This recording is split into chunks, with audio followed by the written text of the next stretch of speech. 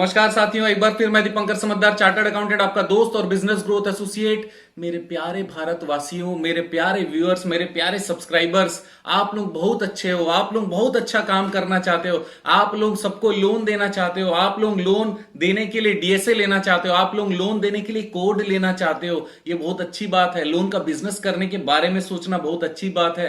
Code लेने के बारे में सोचना बहुत अच्छी बात है। लेकिन दोस्तों, ट्रस्ट और हमारे विश्वास का पूरा विश्वासघात हो रहा है। ट्रस्ट को तोड़ा जा रहा है और इतना सारा फ्रॉड हो रहा है हमारे साथ जिसकी कोई गिनती नहीं है। मेरे वीडियो में भी कंटिन्यूअस कमेंट आते चले जा रहे हैं। लोग डायरेक्ट, खुद के पास पैसे नहीं है तो फिर वो अलग अलग साइट्स ओपन कर रहे हैं। साइट ओपन करके वहां पर जो आपको कोड देने की बात कह रहे हैं सस्ते में, आप तुरंत कोड लेने के लिए घुस जा रहे हैं। वहां पर क्या क्या प्रॉब्लम हो रही है मैं आपको ये बताना चाहता हूं। सबसे पहली बात, फेक साइट्स। ध्यान रखिएगा, मैं फ्रॉड के बारे में बात कर रहा हूं। आपके साथ फ्रॉड हो सकता है। किस कारण से?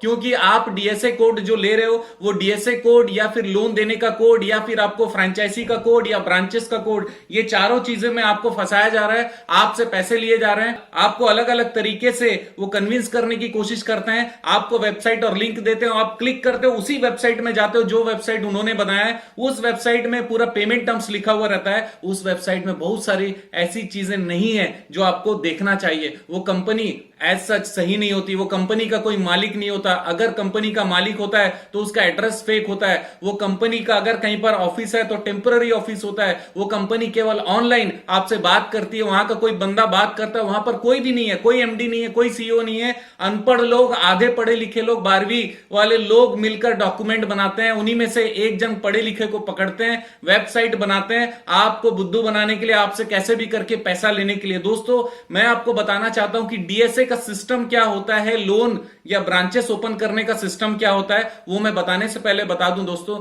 सबसे पहले ये समझ लीजिए कि आपको घर बैठे कोई भी डीएसए कोड नहीं दे सकता। आपको ऑनलाइन फोन करके कोई भी डीएसए कोड नहीं दे सकता।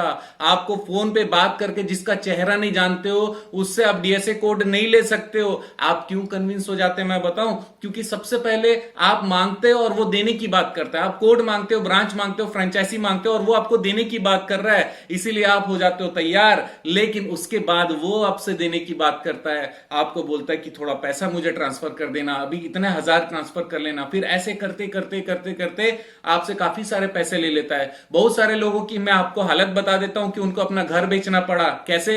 उसने धीरे धीरे करके 2000, 3000, 5000, 10,000 करके 40-50,000 पे कर दिए। उन्होंने अपने जैसे बंदे लोगों को लाया जिनको लोन चाहिए, उनको भी जोड़ा गया, उनसे भी कुछ पैसे लिए गए और उनसे भी ऐसे बहुत सारे पैसे ले लिए गए प्रोसेसिंग चार्ज के नाम पे। सामने उसने कहा कि भाई आप जितने लोगों को लाओगे उनको हम लोन दिलवाएंगे। उनसे जो फीस लिया जाएगा, फीस में से आपको कुछ कमीशन, कुछ सैलरी दिया जाएगा। महीने भर में बहुत सारा टारगेट पूरा कर लिया आपने। उसके बाद वो जो पैसा उन लोगों ने भी दिया आपके कारण, और आपने भी जो दिया, पूरा पैसा सामने वाला लेकर चले गया।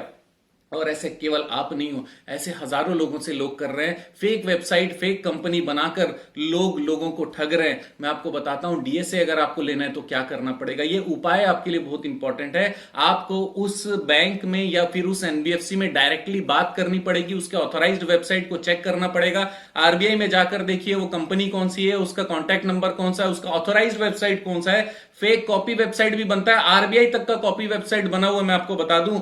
और एक और चीज मैं बता देता हूं, वहां पर से बहुत सारा इंस्पेक्शन होता है। आपका केवाईसी लेते हैं, केवाईसी में फिर वो इंटरव्यू करते हैं, पर्सनल आपसे बात करते हैं, चाहे वो ऑनलाइन बात करें चाहे कुछ करें। आपकी मीटिंग होगी वहां के बैंक से या एनबीएफसी से, डायरेक्ट आपको लेटर आएगा, क्वेरी आएगी, एग्रीमेंट का डिटेल आएगा। वो एग्रीमेंट आप बैंक और अपने आसपास के ब्रांच में या फिर वो एनबीएफसी अगर आपके एरिया में सच में काम करती है तो वहां पे ब्रांच में आपको विजिट करना पड़ेगा।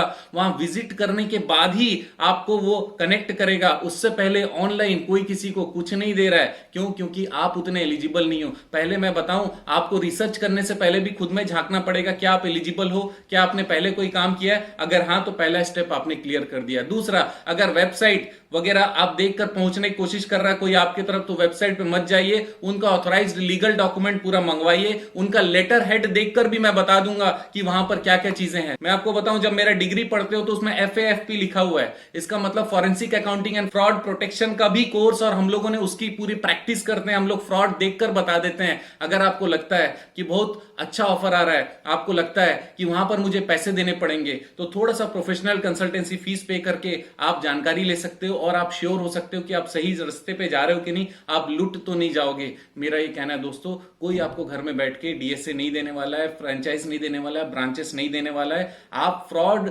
डॉक्यूमेंट्स को समझने की पूरी कोशिश करिएगा।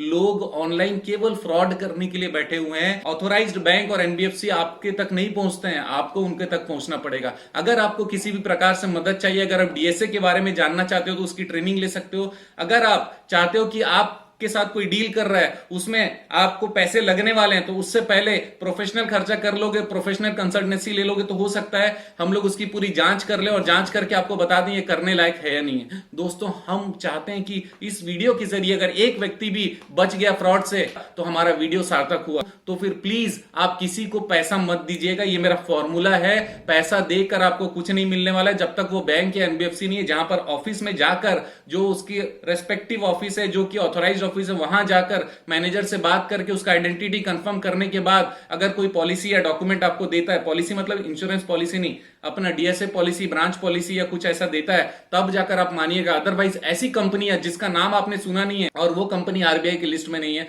तो प्लीज मत करिएगा। और अगर पर्सनल कंसल्टेंसी चाहते हो तो तुरंत हमारे पास बात कर सकते हो। आप जानते हो मेरा मिशन है हमेशा आप लोगों की मदद करना और समय पर सारी जानकारी देना, तो बने रहिएगा मेरे साथ। आपका दिन जबरदस्त और शुभ हो।